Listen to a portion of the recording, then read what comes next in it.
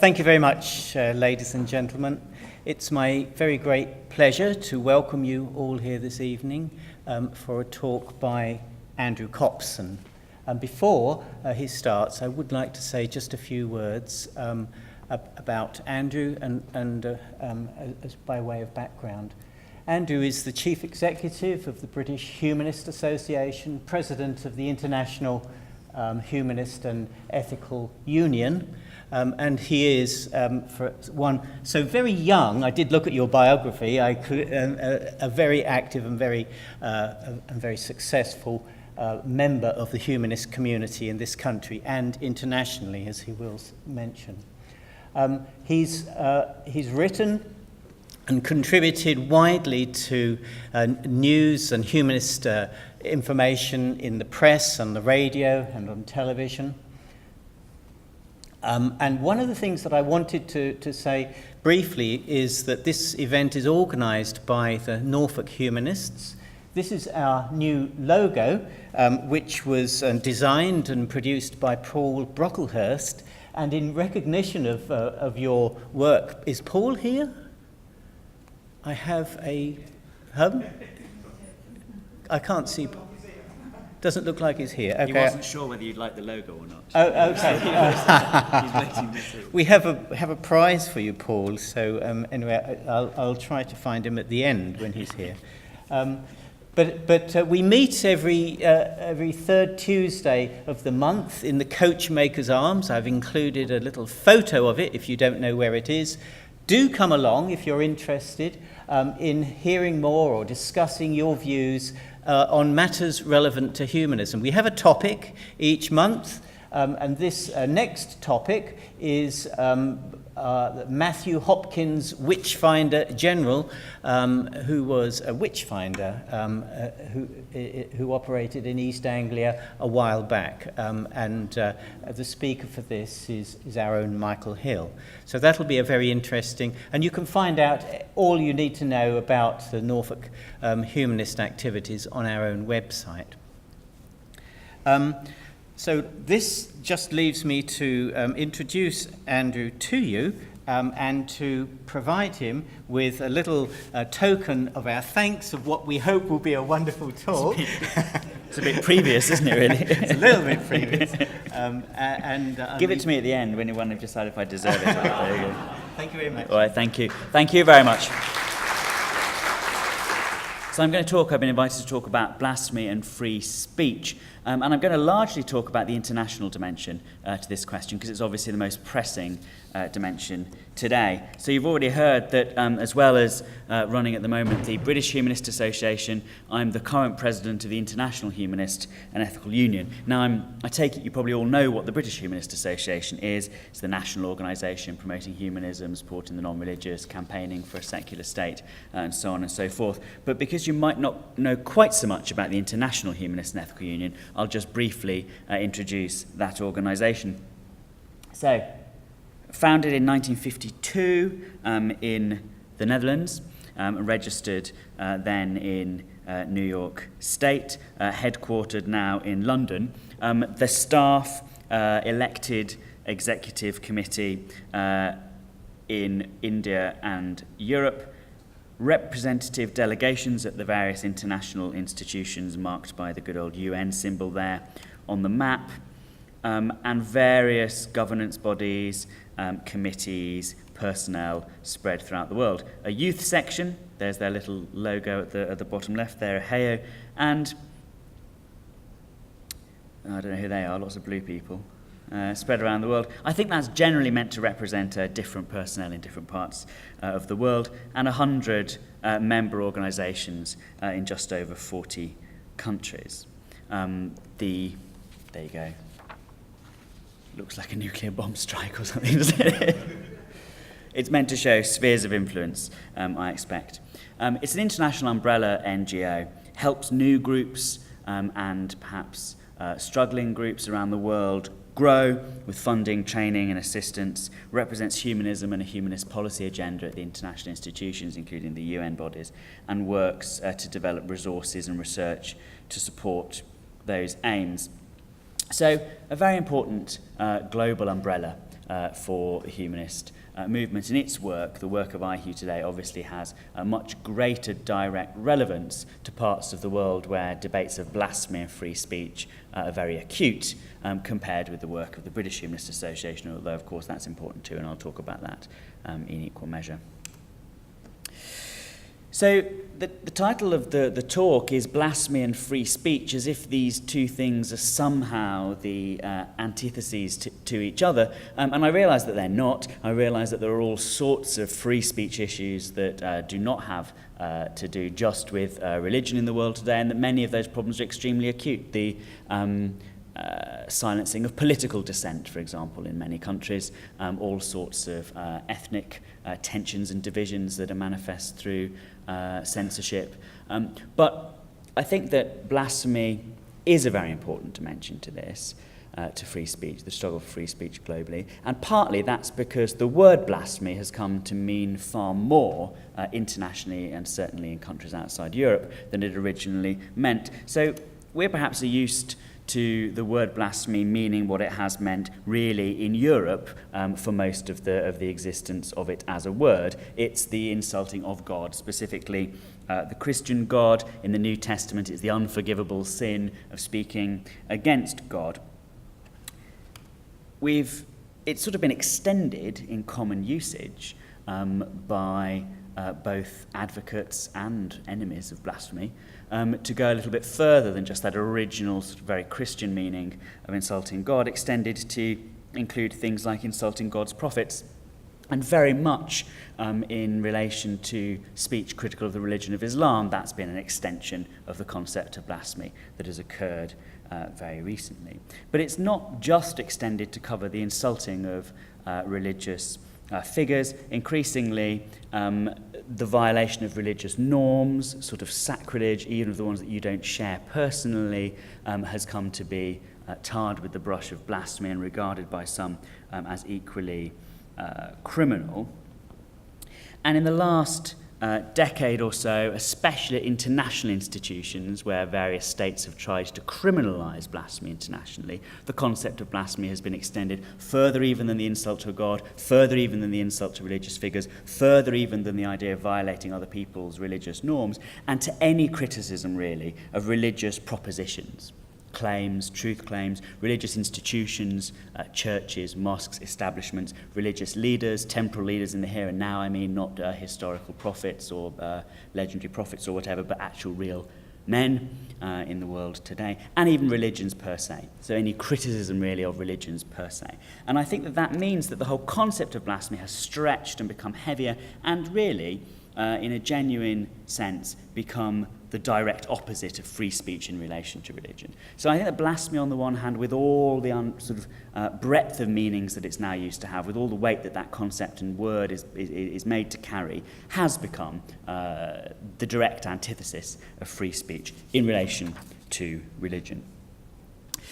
Now, the attempts by religious figures to stamp out blasphemy in the full sense of this meaning of the word blasphemy, as I said, is particularly intense outside of Britain, but it also has occurred in Britain. And it hasn't required the criminal law in Britain to nonetheless be quite successful.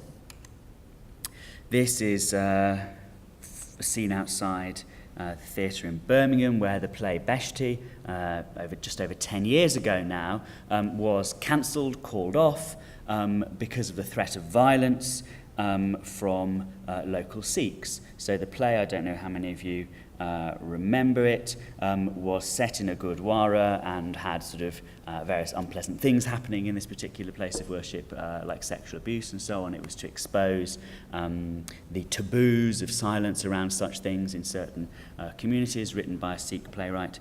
And there was a lot of protest, crowds outside the theatre, a lot of outrage, and as a result, particularly of violence outside the theatre, the play was called off. So that's just, the threat of violence. The threat of violence, without any possibility of criminal prosecutions for blasphemy, the threat of violence can close down blasphemy and can prevent free speech. Shortly after this, a very similar thing happened with an art exhibition in London that used various Hindu deities in various unacceptable to some Hindus ways, and they again, through the threat of violence, managed to achieve the closure of that exhibition. There are other ways. This is not a real photograph, I have to say. This has been messed around with, photoshopped.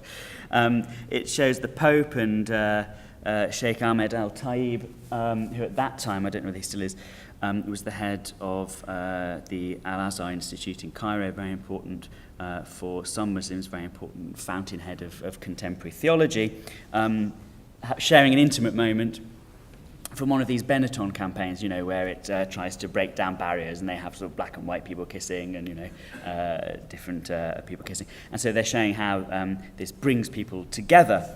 There wasn't any violence threatened here, but the Vatican simply expressed its displeasure at this advert at the time, and had it banned simply through the threat, as it were, of opprobrium, of social sanctions. That's another way to close down free speech without having to have a blasphemy law to do it.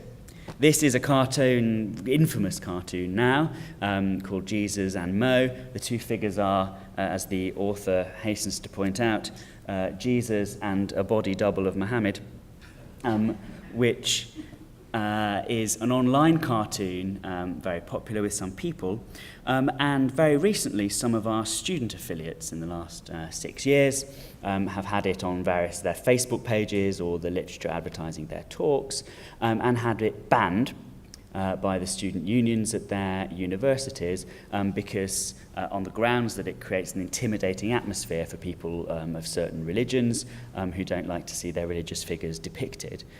So in that instance, equality law has been abused to prevent certain sorts of free speech, to prevent what people see as blasphemy. So not a criminal blasphemy law, but equality law joins the ranks of violence and the threat of social sanctions in ways of getting blasphemy banned, even without a criminal law in Britain today. This is another poster that was banned, one of our student affiliate at South Bank University. We still haven't been able to work out who was supposed to be offended by this poster, whether it was worshippers of one deity or another, but someone, the university was worried that someone somewhere would be offended, and so this was banned as well. It's worth saying, actually, that in relation to both this and to the previous example of the Jesus and Mo cartoon, once our student groups actually get in touch with us and our lawyers become involved, these bans never stand up for long. I mean, the universities admit that they were wrong and give in, but the initial banning has taken place. The last way in which, without a criminal law, nonetheless blasphemy norms are still enforced in the UK is in relation to our advertising law. So a large number of images have been banned by the Advertising Standards Authority on the grounds that they are blasphemous and thus offensive to some people. This is a poster about miraculous deals that you can receive on your Samsung Galaxy Android phones. I don't know if they're still the current thing, but this is an advert from about 4 years ago when they were definitely cutting edge and almost miraculous. And this poster went up at Easter, and it was particularly bad that it went up at Easter, according to the Advertising Standards Authority, who said this was a terrible exacerbation of the offence. And this advert was banned from appearing in any public place in the UK again by the Advertising Standards Authority. This image was banned as well. This is two Roman Catholic priests enjoying a tub of ice cream together. And you can tell they're enjoying ice cream because the man on the left there's got a very firm grip on his spoon, and across, you can make that detail out at the back, and across the middle there it says, "We believe in salivation." This was blasphemous, and this was banned so that it could never appear again, and the company was made to apologise, and they promised they'd never do it again. So next time they had a priest and a nun rather than two priests, but also enjoying some ice cream. But the point about that is to illustrate the range of ways in which, even without a criminal law, blasphemy norms can be enforced in even a liberal, open, democratic society. such as the UK's. Violence, the threat of violence, intimidation, social intimidation, the use of equality law, other laws, the use of advertising standards to ban these things. And we also need to remember that of the 58 now, thankfully, since we last counted, I suppose, of the 58 countries that still have blasphemy laws, many of them are Western nations, Australia, Canada, Denmark, and so on, where they may well be a dead letter, they may well not be enforced in courts, but they still have the effect quite often of stifling expression. But, of course, these are not the worst. The worst countries right now for blasphemy laws and norms are these swathes of red and black that cut across the centre of the map here. Countries like Saudi Arabia, Malaysia, India, places where you can be literally afraid to speak even your mind out loud because of the sanctions that will come down upon you. I met a member of the Cardiff Humanists very recently who'd come to the UK to study. He was a student, 23, and he was Saudi, and until he'd come to Cardiff, he'd never in his life ever spoken his thoughts to another person, to another human being. He used to go on long walks alone to speak out loud to the air, because he'd never even dared to put into words the thoughts in his head. So that's the harm of blasphemy laws around the world today. And of course, it's largely in the Islamic states where they are worse. So the very most fundamental level, what the actual harm of blasphemy laws is this violation of the human right to freedom of expression. Really, no person can be fully human, have the dignity and respect that they should have as a human being if they can't be themselves in that sense. If they can't be free in thought and free in expression, if they can't articulate the things that are in their heads, have that opportunity to engage with other human beings in the discussion of those ideas, change and be changed in their opinions. I think we'd all agree that to be a complete person and a well-integrated person, that opportunity, that capacity is essential. So, at its most fundamental, that is the beginning of the criticism of blasphemy laws. On a social level, of course, blasphemy laws are harmful because they protect beliefs, practices, institutions and leaders from legitimate and necessary criticism.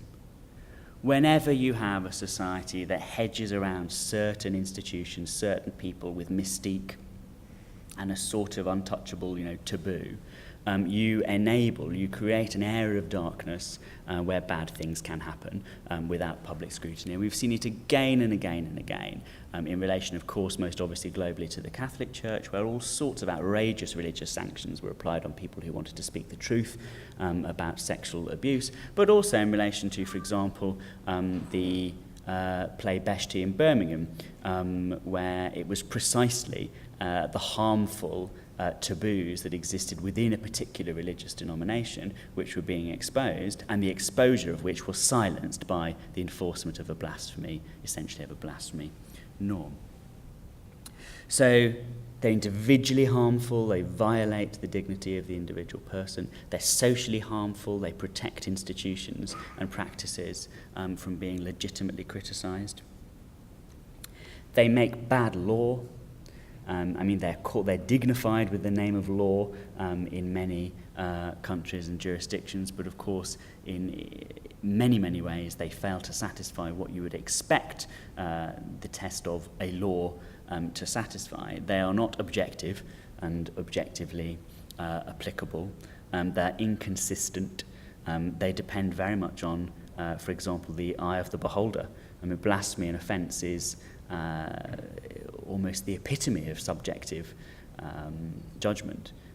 I don't find two priests enjoying a tub of ice cream in the slightest bit insulting or offensive or blasphemous, but I can see why some Roman Catholics might. So they're bad laws. They're bad for the whole concept of law, the concept of rule of law and of the legal system. And they also, in being applied, legitimize vigilantism, mob violence, and the persecution of minorities. Once you have a law that allows for specific and separate treatment of one particular sector of the population or one particular range of ideas, and actually even goes further in many of the jurisdictions that were on that map and says we can actually together as a society use violence against these people who are blaspheming. It is legitimate to use violence against these people. You can very soon create a culture of impunity within the wider society for individuals who want to use violence against those people as well. So, in a whole range of ways, blasphemy laws harm both individuals and society, and in fact, the necessary underpinning infrastructure for civilized liberal democratic states, even to the extent that they jeopardize the concept of the rule of law. Now, very recently, unfortunately, we've seen a growing number of cases in many countries around the world come to international attention. Very famously, of course, just to mention 3 or 4 famous cases to give an indication of the sort of things I'm grouping together in this phenomenon of increasing prosecutions for blasphemy. There will be no one here, I'm sure, who hasn't heard of the plight of the humanist and secularist bloggers in Bangladesh, who are being literally cut down one by one, with the murderers of these people working down a list that is published online, that the government can look at any time it wanted to if it wished, and the police could do the same, picked off one by one. When they have been murdered, justice has never yet been achieved against the murderers. Quite the opposite. On occasion, the people who have been threatened have themselves been imprisoned and tortured in prison for being under threat. There's no blasphemy law actually in Bangladesh, but the Prime Minister of Bangladesh said that the existing law against offending religion was enough to mount successful prosecutions against the bloggers if anyone decided to do so. Forget about actually prosecuting the bloggers' murderers. So the situation in Bangladesh highlights, probably embodies the worst of it today.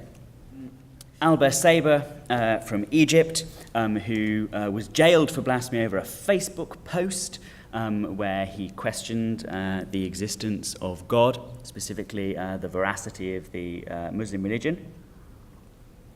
And then, having been imprisoned, was viciously attacked in jail after the police told the other inmates of the charge against him, just to make sure that everyone knew why he was there, and so everyone else in the prison could be justly outraged and exact a bit of a penalty from him too. A really direct example of the sort of culture of impunity, or not even tacit encouragement in this case, but actual encouragement of vigilantism that takes place in societies where blasphemy is seen as a legitimate crime.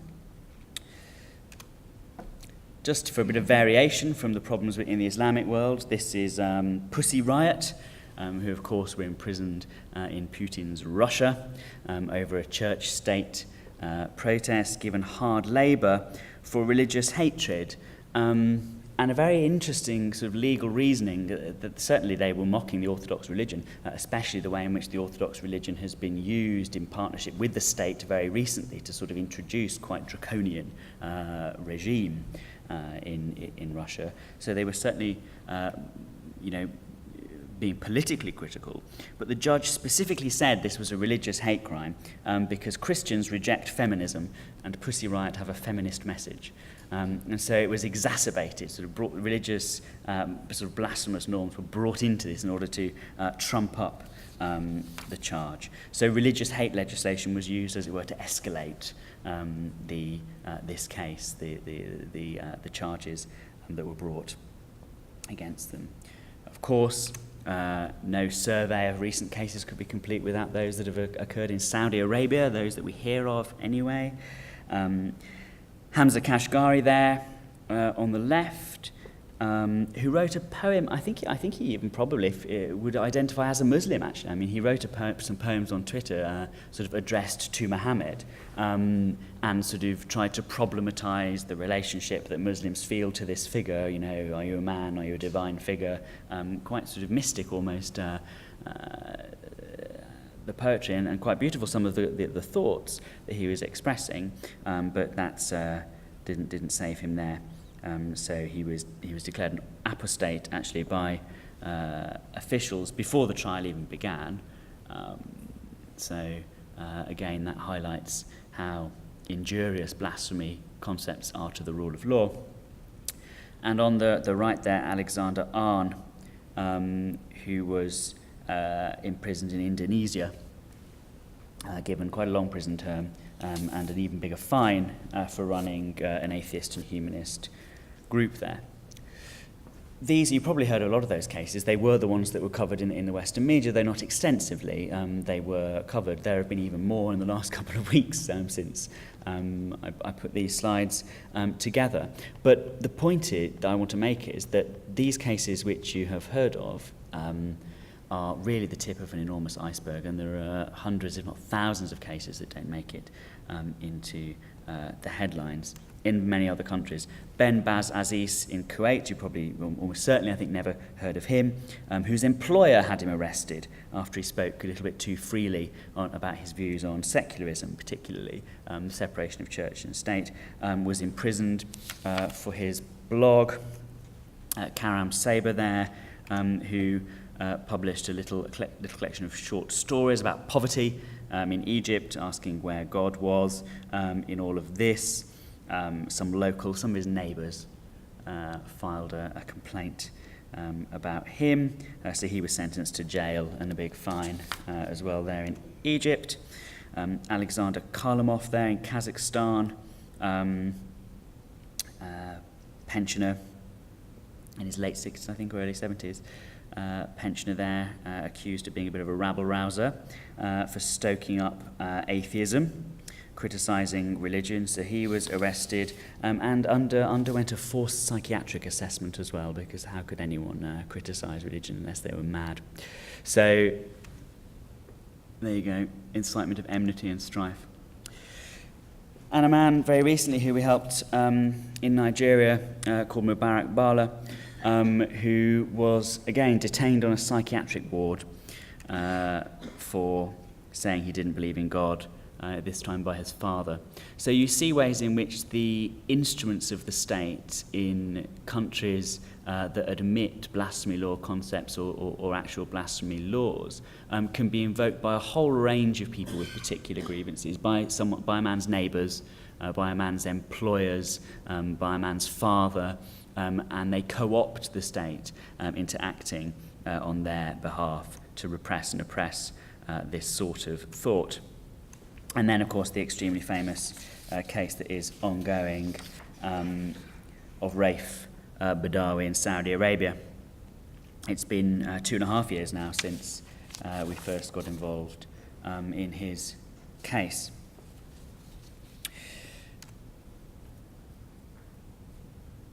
And these murders have taken in some very high-profile figures. Avijit Roy, who was called by his fellow bloggers in Bangladesh, the Bangladeshi Richard Dawkins, who was hacked to death on the streets of Dhaka in February as he was on his way back with his wife from the Dhaka Book Fair. His widow gave an amazing talk for us in London, which is now online, actually, on our YouTube channel. Is very much worth listening to. These are not just a few unrelated or isolated cases. It is a phenomenon, it is accelerating, and it is global. Just a couple of months ago, Malaysia ratified new laws extending the definition of sedition to religious criticism. 2 prosecutions initiated in Egypt, 1 last week. 2 Turkish journalists currently undergoing trial for publishing Charlie Hebdo-type cartoons. A Kuwaiti cartoonist just coming to the end of his trial for blasphemy because of an Islamically inspired superhero comic. Severed pigs' heads have begun to be placed outside theatres in Moscow, which are showing plays that are deemed to be degenerate and therefore Jewish in some way, and that hence the pig's heads. And violence has been threatened in India on an almost daily basis about various plays and films that criticise religion. So it is global, it is growing, it happens every day. You see the tip of the iceberg in the cases that make it into the news, but it actually is beginning to be a sort of crisis of conscience, really, across the world. So these are the events, these are the phenomena that is occurring. Why is it happening? What is actually happening here? Well, most of these cases arise out of what is essentially a structure of oppression. So it's not just that suddenly laws are being enforced, and the laws that are being enforced themselves are not the beginning and end of the problem. If you look at the different ways in which countries around the world oppress or stigmatise or discriminate against non-religious opinion, which is often the source of blasphemy, obviously non-religious opinion, then you see that one thing over time leads to another. Social taboo is present in all the countries that have blasphemy laws. It proceeds to an official banning quite often of the non-religious. So there's a whole spectrum, a whole structure of oppression that goes from social taboo right up to shades right up into law. There's a lot of political scapegoating for totalitarian ends. I mean, Pussy Riot obviously is an example of blasphemy laws being abused, but it is also an example of political scapegoating. That's also the case in Bangladesh. Many of the bloggers who are targeted are not just there for having written humanist blogs or atheist blogs or secularist blogs, but for sort of political opposition, either to the current government or to past figures in the civil crisis in Bangladesh. There's ethnic division. This is particularly obvious in Indonesia and Malaysia and in India as well, that there's a sort of out-group where religious insult or blasphemy is being used as just one of the ways in which to identify this group as other, but the original source of division has ethnic roots. There's a sense of nation building and new economic confidence in many countries that are beginning to try and impose particular religious identities and hence to take action against people who criticize those religious identities. Again, that's true of Malaysia and also of India. Especially very recently with the sort of Hindu nationalism that's been seen in that country. And there's new sort of social vigilantism, which used to be a problem that one might associate with Pakistan particularly. That was seen as the jurisdiction where there was sort of greatest sense of impunity, where vigilantes would be given the space and the sort of tacit, acceptance of their violence. Very much that's the sort of attitude that's creeping into Bangladesh now and elsewhere. So there are all sorts of reasons to be extremely worried and to see what is happening here as the sort of culmination of all sorts of systematic oppression of specifically non-religious opinion and non-religious individuals in the societies where we see these problems. But there's also a more positive side to it. So part of the analysis of what's happening here, part of the analysis of why these cases are occurring and coming to our attention, I think gives us more reason to be not cheerful, but sanguine and possibly more optimistic about the long term. So global communications are a very important factor here. It's not entirely true, but it's at least partly true that many of the problems that we now see as problems already existed, we just weren't aware of them. So in many of the countries, for example, that we've been talking about just now, like Bangladesh and India and Pakistan, all sorts of oppression and persecution and discrimination did occur 20 or 30 or 40 years ago, but we just didn't know about it, and it wasn't more widely known, perhaps, than in a very local area where it was occurring. Not just in terms of our awareness of these things, but also in terms of the individuals who are speaking out being able to spread their own message much more widely than they ever had. The availability of new social media for the building of community infrastructure and that aspect of increased communications is a really positive factor, right? So it is true that the government of Indonesia have been able to arrest Alexander Arn for running his Facebook page. The government of Egypt were able to arrest Al-Basaber for running his Facebook page. That the vigilantes in Bangladesh have been able to identify and mark for death and begin to murder one by one the bloggers of Bangladesh. But it is also true that those bloggers were able to blog and to spread their ideas, that Alexander Arn was able to contact other humanists and atheists in Indonesia through this page, which he could never have done 10 or 20 years ago, that Al-Basaber in Egypt was able to set up this page, encourage people to meet up also in real life and provide the beginnings of a sort of humanist movement in these countries which have never had one. So there is a sense in which what's occurring is a backlash. And we'll talk about that slightly more in a moment. Now, backlashes aren't pleasant, but understanding what the backlash is against and seeing that perhaps that trend will, in spite of the backlash, strengthen and continue, especially with help from other people in the world, can be a reason to be positive. Connectivity and new ideas, these people who are speaking out can talk not just to their own fellow citizens but to other people in other countries, and that's extremely positive. And in many ways, if you sort of try and analyse together all the things that are happening in the different countries where persecution is increasing, you could, if you're feeling especially optimistic on that particular day, you could say that this amounted almost to a whole wave of more critical modernity across the Islamic world, which, although regimes are trying to stamp it out, and in some places literally, can perhaps not be resisted forever. And there's external awareness of that new enlightenment that's occurring in the blogs and in the streets and on social media in these countries from other nations as well. So, it's a backlash, putting the most positive spin on it. What's it a backlash against? Well, organised humanism and understanding of secularism is slowly but surely growing in all those countries. In most of the countries I've just described, there are now organisations or fledgling organisations that have got links to the International Humanist and Ethical Union. Evidence for the fact that it's a backlash, I think, comes in the actual words used by the regimes that are persecuting these individuals. This was President Najib of Malaysia, who went out of his way to specifically condemn atheism, humanism, secularism, and human rightsism as a threat to the state of Malaysia and to Islam.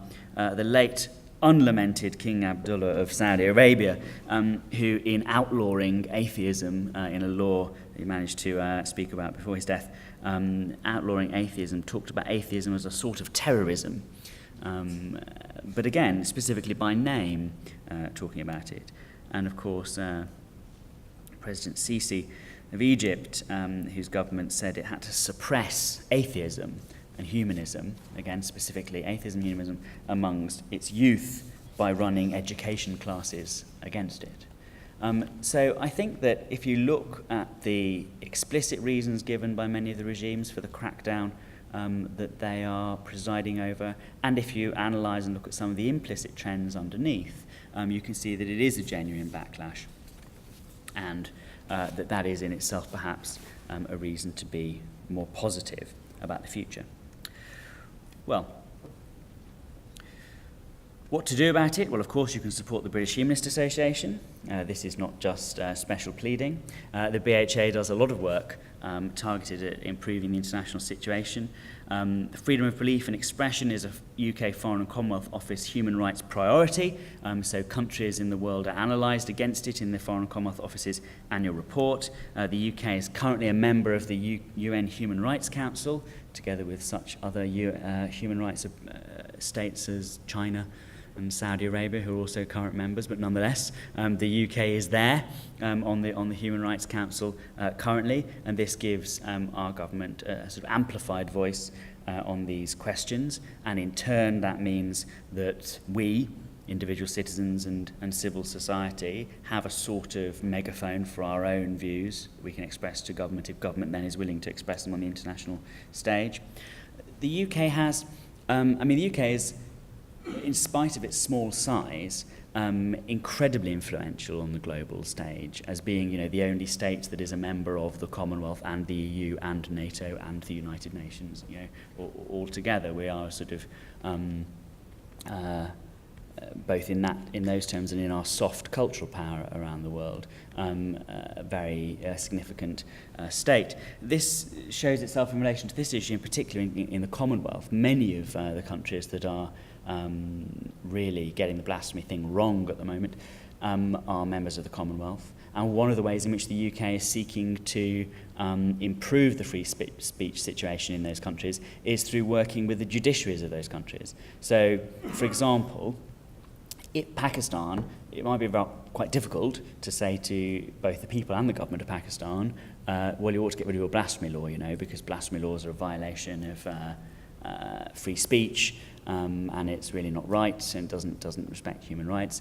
And then if the government of Pakistan then says, well, you had a blasphemy law until only about 6 years ago, and also 20 other European countries have blasphemy laws, and actually it's especially about the culture of Pakistan, and we need our blasphemy law.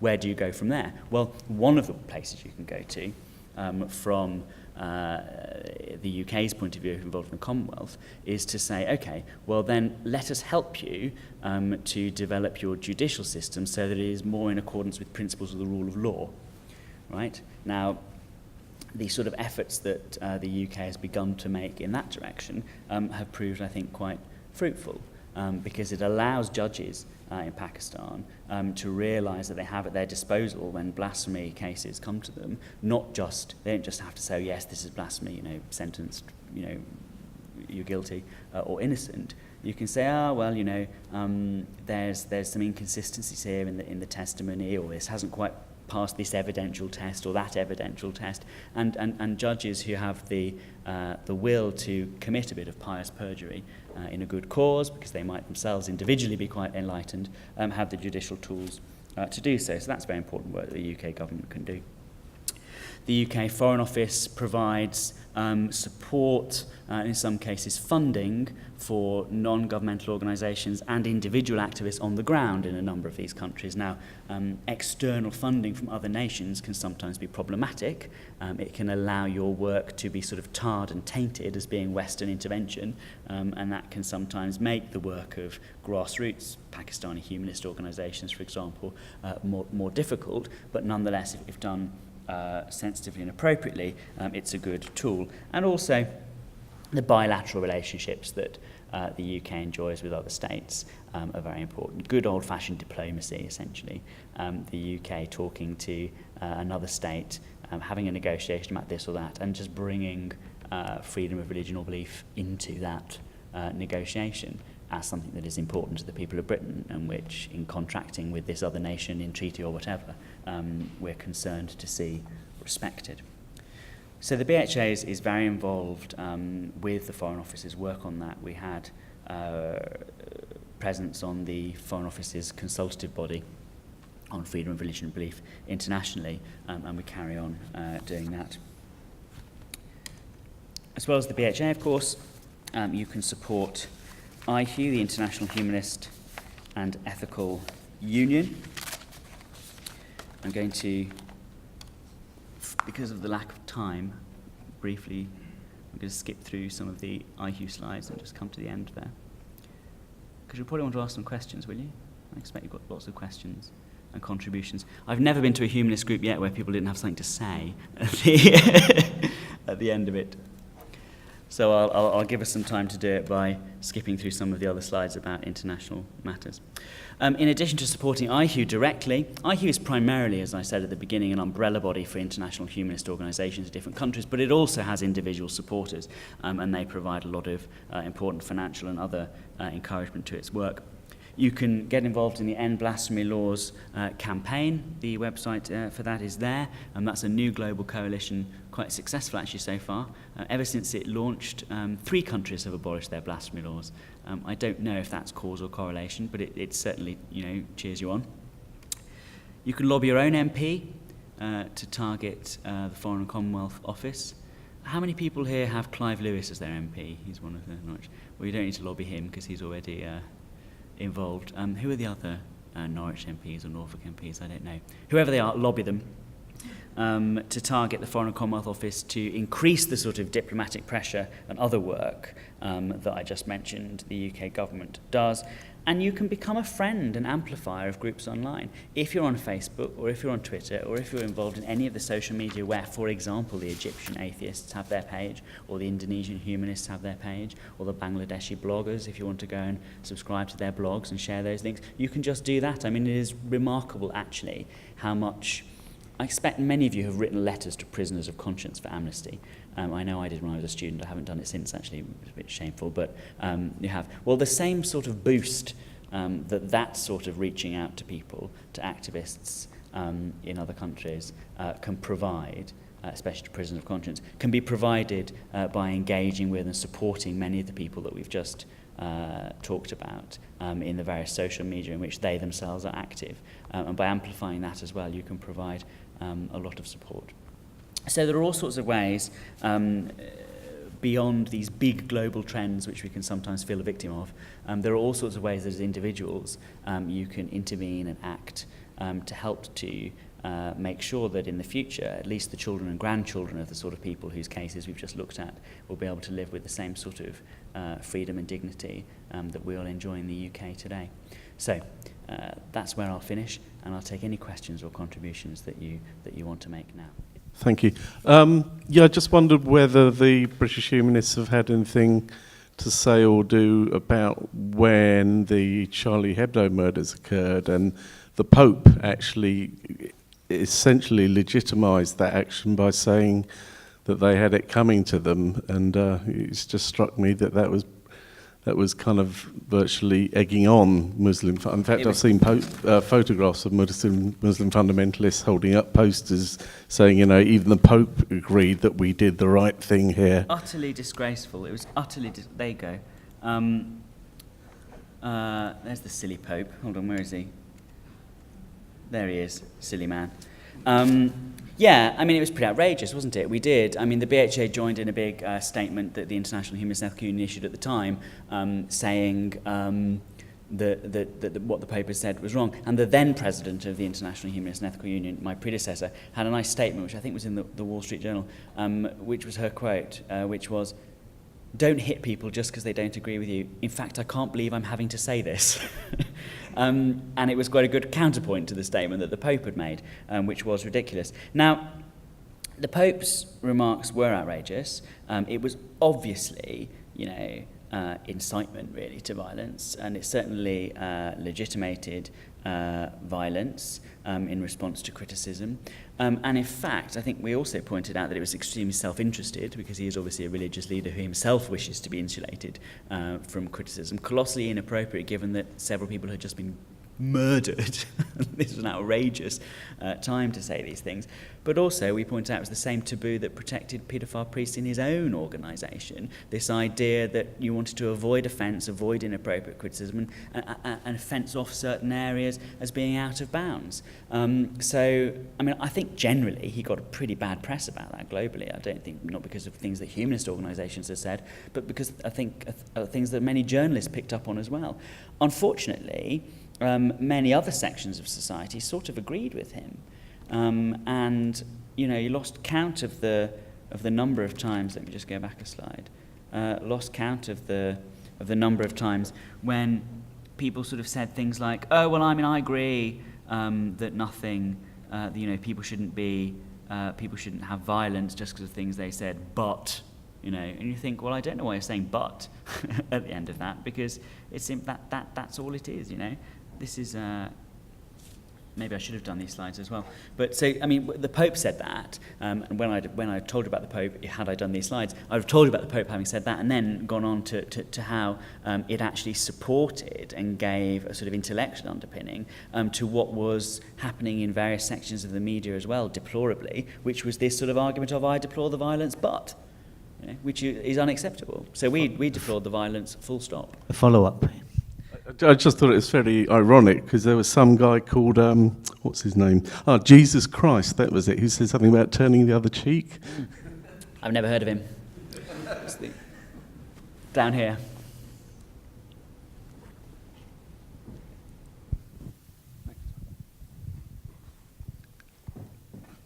Andrew, the situation in the Middle East, as it stands at the moment, are our government guilty in some respects of supporting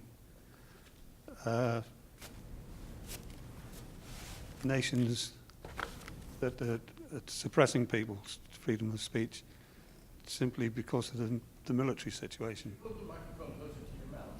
Sorry. Well, that's it. You've said now, haven't you, really? I'm thinking particularly of Saudi. Okay. So the question is, are some Western governments guilty of exacerbating situations in the Middle East because by supporting states that are really the worst violators of human rights in the region for geopolitical or military reasons? Well, yes, obviously. I mean, that's obviously something that happens. I mean, there is essentially, I think, and perhaps you all agree, no difference between the way that Islamic State conducts its judicial business and the way in which Saudi Arabia conducts its judicial business. And we want to get involved with bombing one of those, and we want to sell bombs to the other. Well, I think that pretty clearly shows that the answer to your question is yes. States that claim to support universal human rights, and particularly the right to freedom of religion and belief, act in ways that contradict that aspiration for other interests, for economic interests, for military interests, other sorts of self-interest. And it's one of the reasons why we may fail in our, the UK, I mean, why the UK government may fail in pursuing an agenda that is in favour of human rights, because it constantly undermines itself. I mean, some other countries do it much better, of course, like Norway and Sweden are two examples of countries that do it better, but no country is perfect in this respect. I think they all allow other concerns to crowd out their concern to see universal human rights respected for every man and woman in the world. It wouldn't lead to Britain supporting the Saudi move to get the chair of the Human Rights Council? I don't know about that. I don't think that. I think that'd be the least of our worries, to be honest. The Human Rights Council is a very important body in lots of ways, but in other ways, it's it's not the most important thing in the world.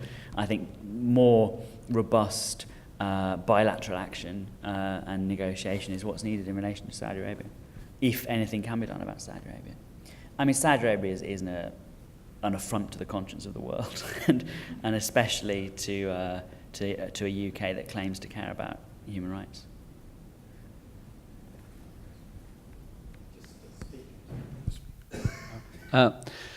Yeah, I'd like you to come back to this issue that you reached at the end, the British justice system overseas working with the justice system within other backward nations, shall we say. Now, I'm perhaps not as charismatic as you might be. You've got more experience in seeing this in operation than I have. But I think one has to remind oneself that when you're talking about legal systems, Islam sees Sharia law as paramount, and nothing else more or less exists if you're a strong believer. Judaism has the Talmud, and they don't really care what other Western governments, apart from genuine economic sanctions, think about their organization. And of course, Christianity, and particularly the Vatican you mentioned, has canon law. And the way they still think today, people forget, dates back from the Middle Ages. So that's the first part of my question, and I'm sort of putting you on the spot and saying, give me more hope. And the other one is, I think it's very important that you did concentrate on the truly global nature of the wonderful communications networks we've got now, thanks to Tim Berners-Lee, who designed it as open source, the web. And that's what's, quotes, causing, as you carefully pointed out, a lot of the problems. But it's like the invention of printing and books. We've got to deal with this somehow. How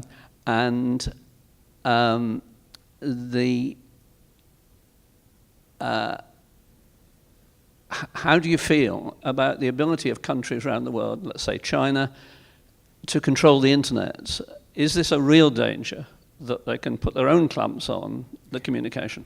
Well, on the second question, I'm not the best qualified person to answer, but obviously there are very serious international NGOs like Article 19 and Index on Censorship and so on, and the PEN Committee, who seem to say, and I have no reason to disbelieve them, that there is every cause to be extremely worried about the power of certain states to control access, particularly to the internet. I can't answer on whether there are better reasons to be cheerful or to be pessimistic about that. You can only look back in time, I suppose, and observe that governments that have tried to hold back communications revolutions have never succeeded before. Maybe they will now, maybe they won't. So about that, I'm not qualified to comment. About the judicial, the question about judiciaries and judicial systems, I think it probably is an exaggeration to put to state the case as you did, that the Islamic world only cares about the Sharia, or that is seen as the sole fountainhead of their law. One of the reasons why the UK in particular is a good partner with Pakistan for judicial development work is that Pakistan has a large amount of common law that is developed quite outside of Islamic jurisprudence, partly as a result of colonialism, but partly as a result of their own legal development as an independent nation. And there's almost no, there are some, but there are almost no Islamic states, certainly no Islamic republics, that don't have that sort of legal tradition, as well as what they might see as a grounding in Sharia principles. Added to that, of course, like all law, what we might describe as Sharia is contested, has been developed differently in different jurisdictions. It's different in Malaysia from how it is in Iran, and so on and so forth. So I don't think it's as monolithic as you might fear that it is. Having said that, it would be foolish to deny that there are real legal problems, specifically with judicial systems that exist in Islamic states. The Islamic states are the only ones, I think this is true what I'm about to say, but maybe China as well, but Islamic states are the only ones who have lodged reservations to international human rights treaties about freedom of conscience, who've said things like, for example, that they would not accept the right of a child to freedom of religion or belief. That obviously says something about the legal traditions in those countries, which is that their legal systems have a different idea of what freedom of conscience really is, and if you're born to a father of a particular religion, then that's seen as the religion that you are from your birth, and that the idea of changing is not possible. But again, not every Islamic state has that tradition, and others are different. And I think that if you're going to sort of live in the real world and try and deal with those things as a consequence, you probably have to take them regime by regime and sort of jurisdiction by jurisdiction and say, what is there in this that we can work with? I mean, the blasphemy laws in England didn't disappear overnight. I mean, they didn't disappear actually until, 6 years ago. Now, the last person was executed, I think, in 1667. But the last person was only imprisoned in the 19th century. It took a while for them to go out of fashion. And long before they were repealed, they became a dead letter. So perhaps the thing we have to do is find ways to make them a dead letter in these countries, and work with the good liberal elements of those societies to try and make that happen. And the Holy See, of course, does, as you say, have a completely different legal commitment, and is unfortunately a state in its own right and participates in the United Nations and other international. It shouldn't be a state, no. But it is, and is really as problematic as the Islamic states at an international level. Good, yes. If I were a blogger in Bangladesh right now, I'd be pretty scared if I was on that list. And I'm just wondering what, if anything, the international humanist groups or any of us either are able to do to help them, or either help with their security, or, I mean, I don't know if that's an impossible task, but there must be a few people who are high on that list who are very high risk, and I don't know if anything's being done to help protect them. Yeah, so it's very difficult, of course, and there are, at any one time, all sorts of efforts going on to get people safer within the country and get people out of the country. Quite a few people now are out of the country. They keep going back to visit and to do talks, and that's been two of the murders occurred when the bloggers in question were out in other countries and went back to do their work, because obviously these people are pretty devoted to the causes that they're working for. But quite a large number now are also resident outside of Bangladesh, which is good, obviously. I mean, we're sort of swamped at the office, in the IHU office, with these cases. It's extremely difficult. It's extremely difficult because in order to get people out, as you may know, in order to get people out, you've got to get them into countries where they have visas to go. And obviously, a lot of European countries in particular make it very difficult to come to them. Britain, of course, is extremely difficult to get to if they think you might be wanting to not leave again. So, for example, we've had a couple of people in the UK who have been invited by various NGOs to give talks, and then, having secured that invite, they come here and then they arrive and then they claim asylum. So that's one way. We were just about to get a visa for one of the bloggers to go to Sweden 2 days before he was then killed. So, I mean, it is extremely urgent. And you can go from communicating. My colleague Bob at IHU has a really difficult time, at the moment, because you can go from communicating with someone, by email about getting them out, and then the next thing is that they've been murdered and it's in the headlines, and it's pretty dreadful. So that's the main way of getting people out at the moment, is by getting them invitations to speak or to study at particular institutions. There are a small number of NGOs doing a really lot of work on this. Amnesty has a persecuted activist scheme where it tries to get people sort of studentships at Western universities, and then when they get here they claim asylum. But it's very hard, and really there's support those organisations, I suppose, is what I'm saying. There's no way that you can act individually unless you want to go to Bangladesh. I don't know whether there is a scheme like this.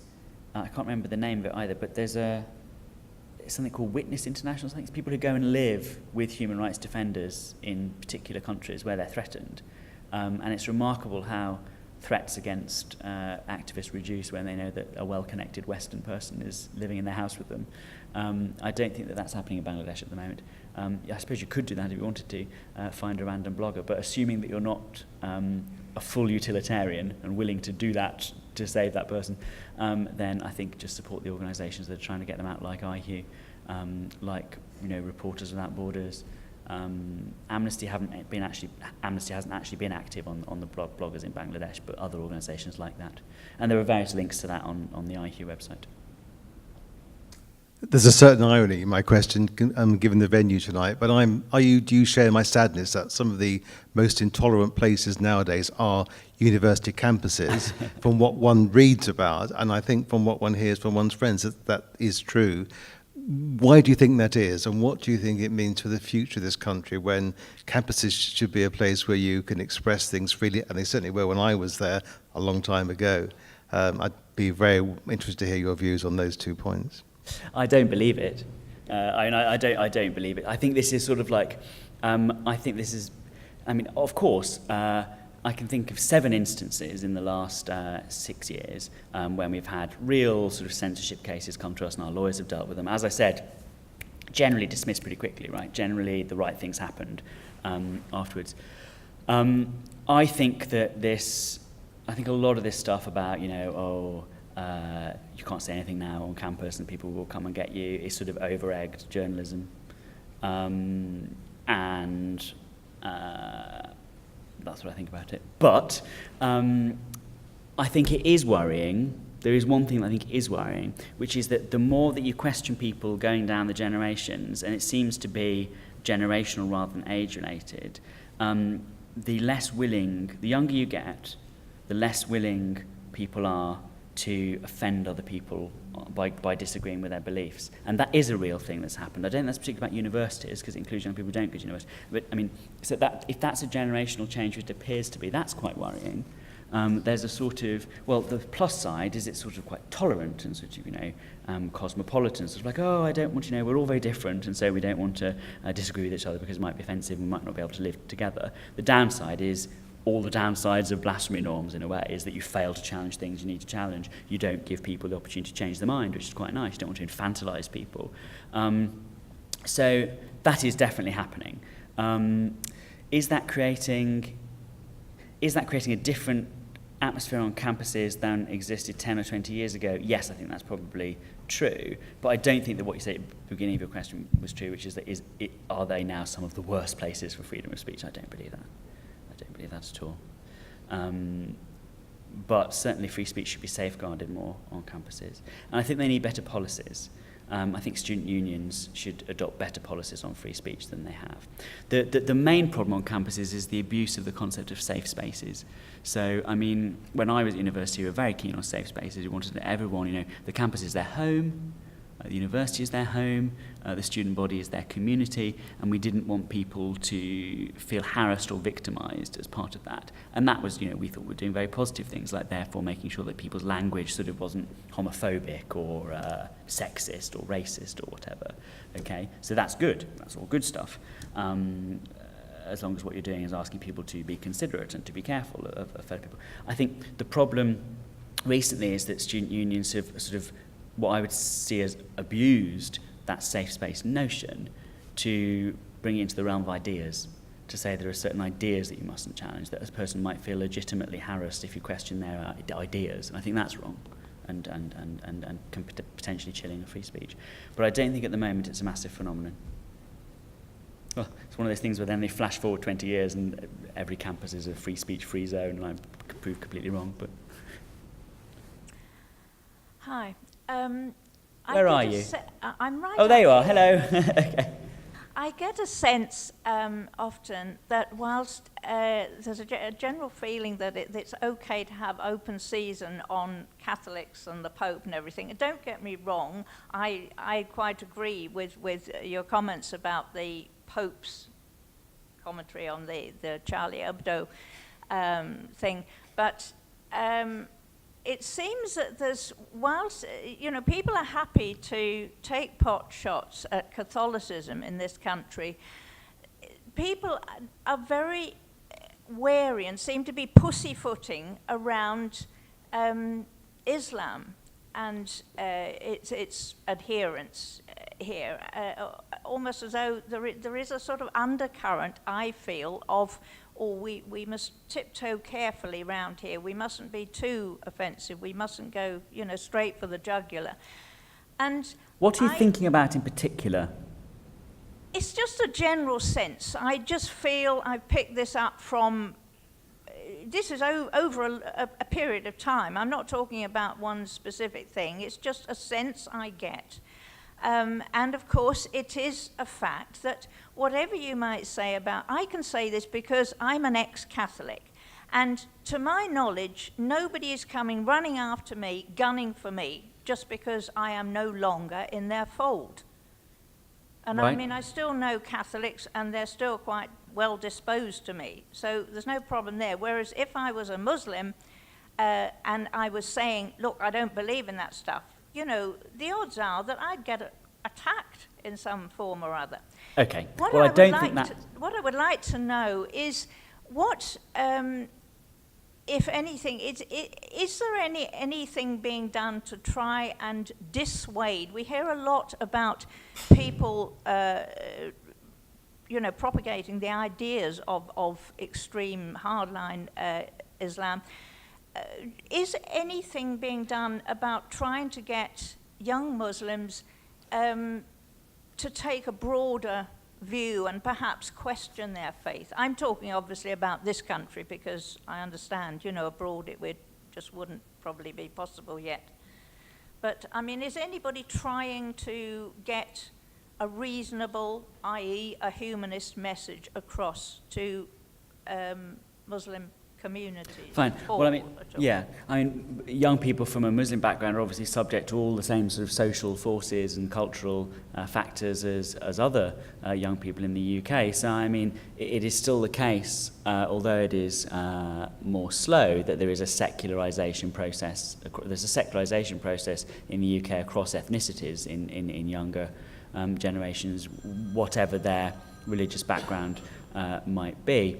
I mean, I think there was a lot in that, in what you just said, a lot of points that one could discuss, and the question at the end was interesting in its own right. But I think I would want to say that, I mean, I'm sure we all know plenty of ex-Muslims who have not had any problem at all leaving their religion, and that their parents have continued to love them, and their families and wider acquaintances have continued to be friends with them. I certainly do. But I think you're also right that, and the experience of people who've given up, who've said they're no longer Muslims in the UK certainly bears this out, that there is also a high social cost. There can be, for many people, a high social cost, and they might lose family contacts, they might be isolated as a result, and on rare occasions, but nonetheless it happens, face violence, either here or abroad in the countries where their parents might be from, or whatever. So that is a serious problem. In terms of what we can do about it, well, the BHA helped to launch the Council of Ex-Muslims of Britain, and is involved in other groups that are more directly about supporting people rather than political campaigning. We very recently sent a book by a man called Alam Shahar, who is an ex-Muslim himself, and it was about giving up Islam, the things. It was sort of like a memoir. We sent it to every secondary school in the country, every secondary school library in the country, and that was part of obviously trying to widen an audience for the message that this is something that people do. They do leave that particular religion, and his book, if you haven't read it, it's very worth reading. It sort of gives a very moving account of how his life opened up as a result, and it was a great thing for him. Especially he enjoys bacon, but there's all sorts of other things as well on a more sort of profound level that improved in his life, not just bacon. And that was something that we did. We have a project offering, which is launching at the end of this year, offering sort of pastoral support to young people who've left all sorts of religions, but particularly one of the focuses is people who are no longer Muslims. I think that the ways in which society generally can help are very few. I mean, it's very difficult always to know how you can achieve sort of big social change or big social solidarity with any particular group of people. I think a lot more could be done within schools to have them respect and really respect what freedom of conscience means, and sort of in both citizenship and religious studies lessons make it clear that beliefs are a changeable thing, that people's identities and beliefs are subject to change, and that changing them is a right, and it is something that happens. But there's a big job to do to make that real. I mean, even the language that we use, when we talk about like young Muslim people or people from a Muslim background or whatever, or when teachers in the classroom talk about that, a lot of messages that do come out are increasingly that your religion is a sort of fixed, unchanging thing. And I think that is problematic, and that probably is something that's got worse rather than better. And I think you're right that it's got worse because of a lack of willingness to talk about religion as a changeable thing, in light of the fact that most people from a religious background in the average classroom now will be from a Muslim background, given the collapse of religion amongst white working class children in particular. So it is problematic. As to where that instinct comes from, I think it probably comes from the best of intentions. There's a sort of an unwillingness to persecute or stigmatise a group of people who, in the UK anyway, are extremely disenfranchised socially and economically in all sorts of ways. But I agree with you, it's a bad trend, and and a pernicious one. The ways that we can tackle it, the ways we tackle anything else, specific schemes the BHA does, like sending that book to schools, like supporting the pastoral support scheme, like supporting Alam Shahar's own work to more widely have known his own experience. I think people's personal experience is a good way of trying to spread that message. I mean, when he launched his book in London, there was sort of 400 young people from Muslim backgrounds listening quite spellbound, actually, to his own story. Many of them still Muslim, but who were there because of friends of friends or something had known him. And it was obviously rare that they encountered a sort of personal testimony that said, yeah, this changed and it was fine, and, you know, my family were fine with it as well, and my life got better and I was, you know, happier, and all these other sorts of things. So probably personal testimony is a way to get it out there. It's a very difficult question, though, I agree. I don't know the evidence as to how it's playing out at the moment, changes of belief in young people right now, but it'd be interesting to find out. Bit of a rambling question, but it's a big rambling answer, sorry, but it's a big question and a very difficult one. Yeah. First of all, I'd just like to say that there's nothing unprofound about bacon sandwiches. I mean, the enjoyment of bacon sandwiches. Secondly, I support everything you say about, you know, getting the message out there through various mechanisms in schools and talks and all the rest of it. But one of the things I think that's been overplayed is social media and the blogging and so on, because there's a lot of research that's been done on the demographics and the utility of social media recently that shows that actually what happens is you have sort of bubbles around particular ideological viewpoints, that those communities become very, very self-selecting, and the utility then becomes very questionable in terms of getting the message out on a wider basis. So it does come down to more of that personal interaction. And I just wonder, it's a personal thing, I'm just asking you, you know, we've all had that kind of argument with relatives or friends about religion and humanism and so on. Is there any one particular instance where you've had one of those kind of back-of-the-net moments where you've converted somebody from, you know, that to a more humanist thing that you'd like to share with us, just so that we can maybe apply that lesson? I've been very unlucky to have a family of all humanists, you know, parents and grandparents and great-grandparents and so on.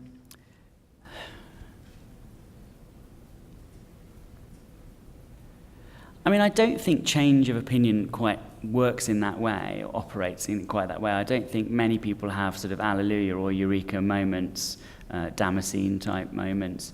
I think it's a slow and cumulative process, and indeed seems to be so from the testimony of people who've undergone substantial changes in their worldview, a traumatic experience or a liberating experience perhaps at a particular moment, but as a result of a combination of factors.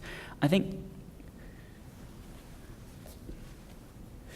the most successful way of discussing this, especially with friends, people sort of whom you respect and who respect you and with whom you have a pre-existing relationship, is obviously sort of to discuss things and to find out why they think what they think. And so although it didn't convert him, I remember a very late night, sort of 3 a.m. type conversation in a Belgian bar with a friend of mine who was out on there for work after university, and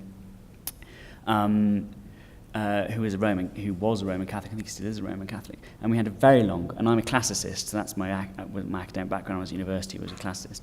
And he's Roman Catholic, and he was a politics student when we were at university together. And we were talking about Catholicism, and he was saying, well, Catholic, blah, blah, blah. And I said, well, why do you believe that? And he said, well, you know, all this sort of historical evidence that mounts up and that is in the Bible about this, that, and the other. And of course, because he was a Catholic, of course he doesn't know the Bible very well, because the Catholic Church doesn't like you reading the Bible, because you know, they'd rather you just believe that it says what they say it says. And so I was able to say to him, oh, but you know, for example, there are things in the Bible that aren't true, like it says there was a census in this year, and there wasn't. And he was like, what do you mean there wasn't a census? And I'm like, well, there wasn't. There just wasn't a census, you know. And because we sort of knew each other, and I knew that he was rational and believed in the same sort of tests of historical evidence that I do, I was able, by sort of introducing new information in a friendly way, to make him question some of the things that he believed. Now, that didn't change his mind instantly, but by the time we're 90 or something, you know, when we're back in that Belgian bar in 2080 or whatever, maybe it will have. But I think that's the way to go about it. I think. Friendly, discursive, and it only really works, I think, with people you've got a pre-existing relationship with. Of course, there are many people who report their experience as having been quite different, saying, you know, well, I was looking at Christopher Hitchens or Richard Dawkins, and suddenly I realised I was an idiot for believing all the things I believed, and they made me feel really stupid, and so I changed my mind. I mean, that's another way of doing it, and it would be foolish to pretend that those changes don't happen, I suppose, because so many people report they do. You know, you can't go to an international humanist meeting without someone coming saying, oh, you're from Britain, I love Richard Dawkins, he changed my life. All of a sudden I realised everything I believed was wrong when I saw him online, you know, saying that religious people were ignorant. And I suddenly realised that I was wrong and that he was right. So, you know, there are moments like that, but I think probably the most likely way of changing people's minds, especially people that you already know, is through that respectful discursive method. Thank you for that. We have, I think, 3 or possibly 4 very brief questions. I will try and be brief in my answers. I apologise. You're slumping a bit, Andrew. Well, this is a very this bench is at a very bad height. It should be higher. Maybe I'll sit down. I take it that you would accept slander and libel are actionable in law.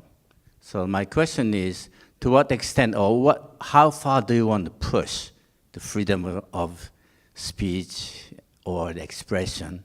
And my specific question in that regard is, suppose there is a guy in Jerusalem in front of the Wailing Wall, and he pisses against the wall. Do you allow that?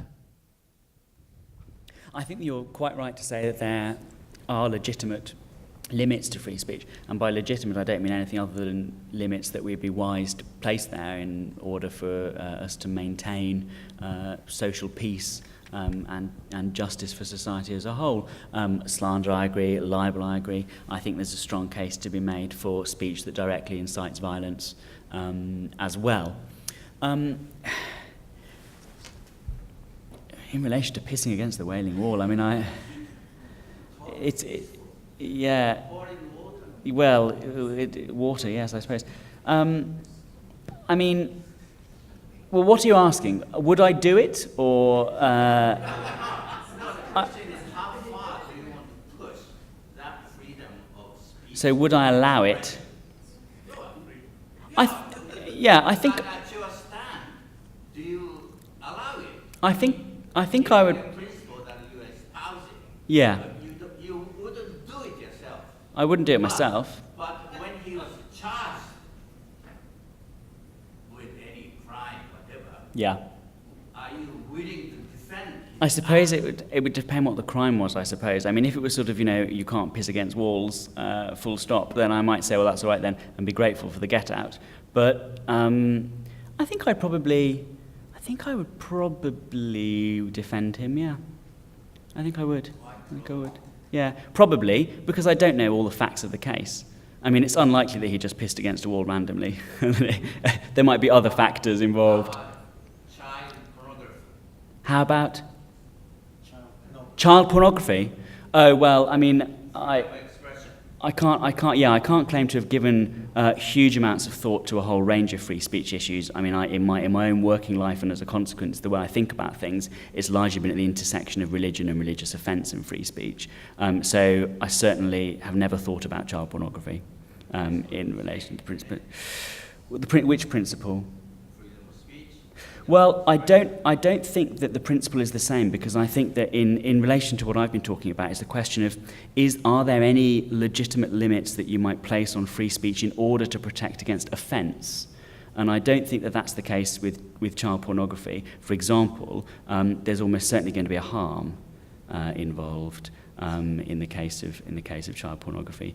Now, you can have a discussion about whether or not blasphemy really does provide any harm, and I've heard plausible arguments that some people their religion is so fundamental to their mental health, to their well-being, to their everything that they are, that it is a sort of violence against them to allow blasphemy or criticism, and I think that's That's the only... I think it's a good argument. I don't think I accept it, because I think that you can't have absolutes. You can say, okay, some people may be very badly affected by this blasphemy. You might go home and cry all night, and you might really feel that you yourself have been violated in some fundamental way by this terrible offence.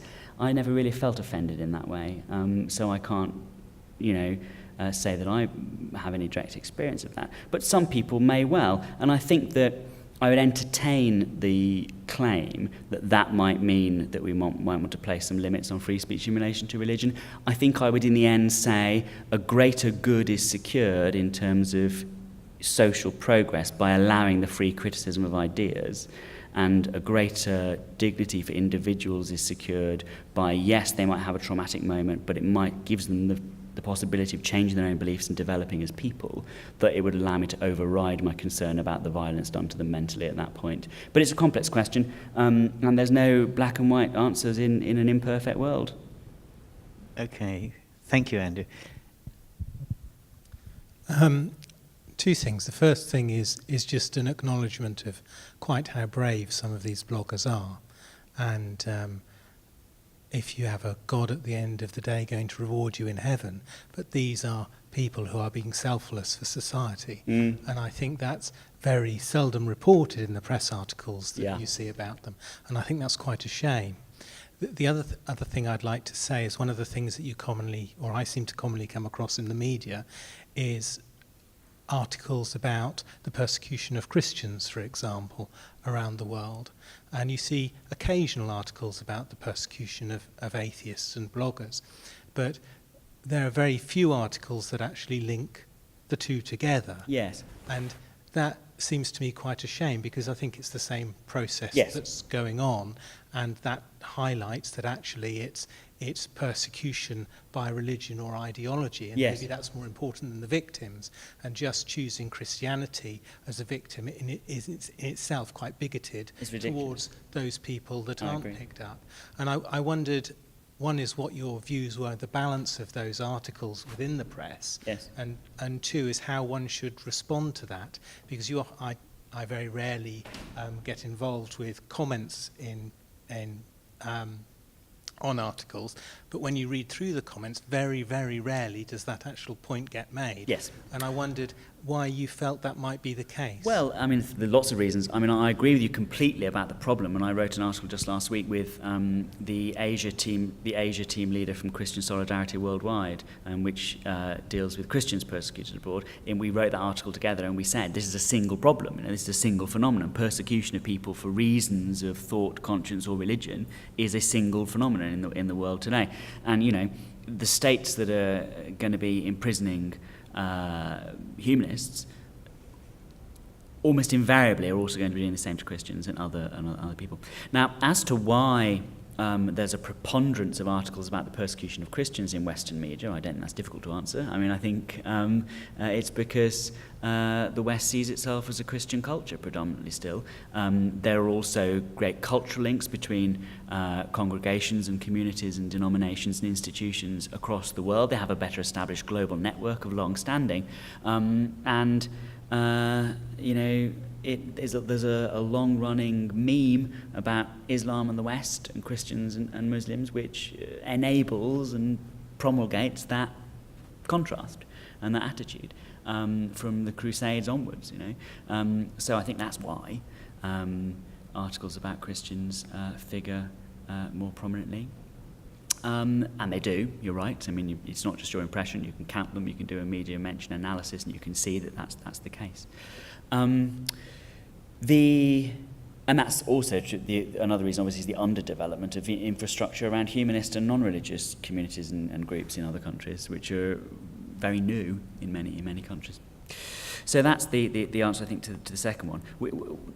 Both IHU at the international level and the BHA nationally cooperates and combines in coalition with Christian and other religious NGOs in order to tackle that.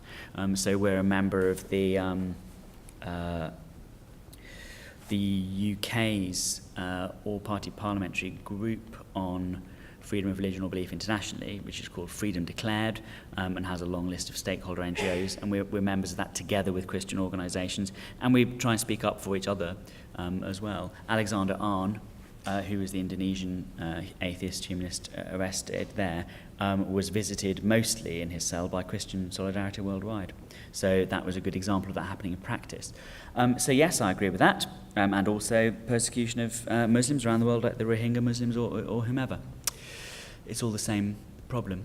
And the first part of your question, the bravery of people like the Bangladeshi bloggers, I think that's true. It is seldom spoken out, and I think this is because of this is a more deep-rooted problem than just in relation to those few bloggers, is that the positive side of the positive value of free speech is very seldom expressed or vaunted in society or in any of the commentary on these things at all. It's always, offence, offence, offence. Whenever anything happens, whenever free speech is oppressed, the angle is always who's been offended, what is the offence that has been caused, why were they offended, there are sort of BBC News magazine articles that say, why are Muslims offended by depictions of Muhammad? Never, why is free speech such a good thing for social progress in the history of humanity? There's always the offence, which there could equally be. I mean, it's just as abstract a question, as why is it that taboos have arisen around the Prophet's depiction or whatever?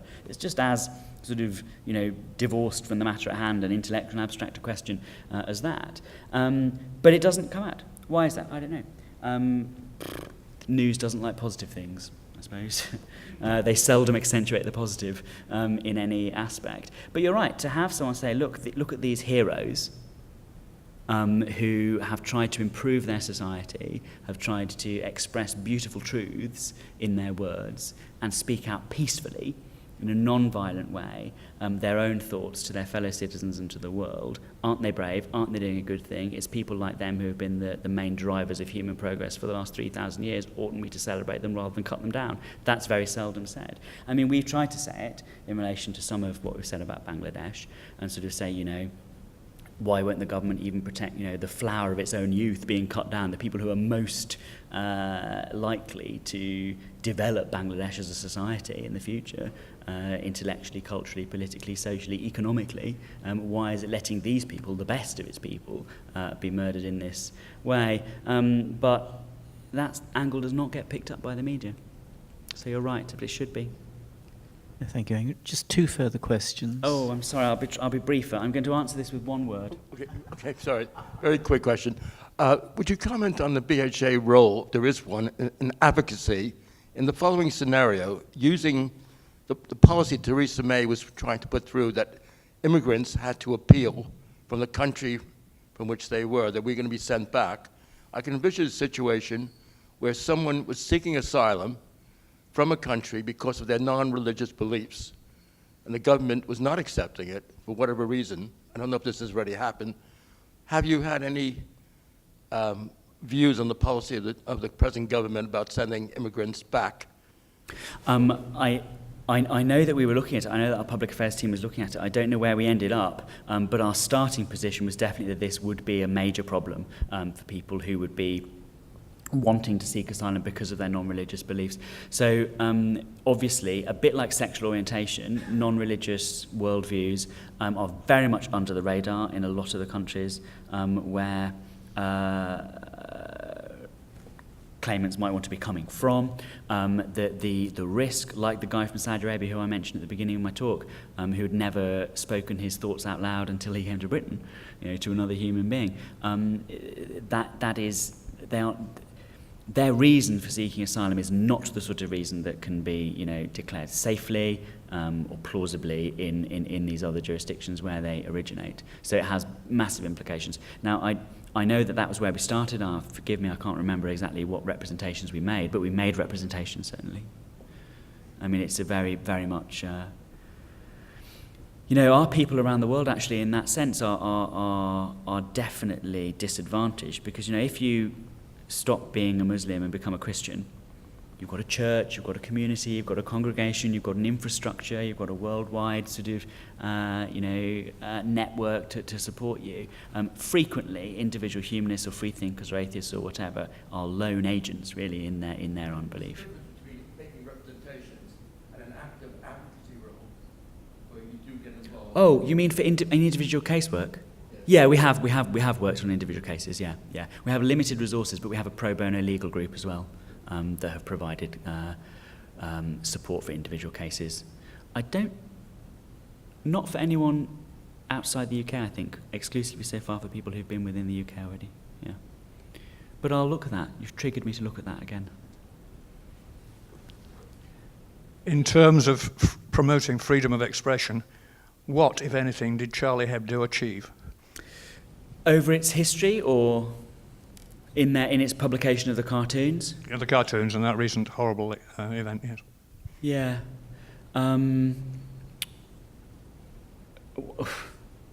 Are you asking what Charlie Hebdo as a publication achieved, or what the Charlie Hebdo affair might have achieved, or what might have Has come the result out of that been a reduction in your ability to promote freedom of expression, or an increase? I think that's a very good question, for which it's probably too early to give an answer, events being what they are and their consequences being probably far-reaching and long-running. I think that it has made it... I think every instance of violence chills free speech cumulatively over time, because it introduces an element of fear. And when people begin to be more afraid to speak their minds than they were before, I think that only goes in one direction, really. So I think that the result of the whole affair is probably a diminution of the ability of people to speak out. They failed in their objective, then? Charlie Hebdo failed, the publication. Yes. Yeah. And the murderers succeeded. And on that note... Well, that's cheerful, isn't it? There's a cheerful note to end on, I have to say. Yeah, good one, thanks. Thank you. And Andrew, here is our little card. Oh, thank you very much. For you. Thank you very much. Thanks.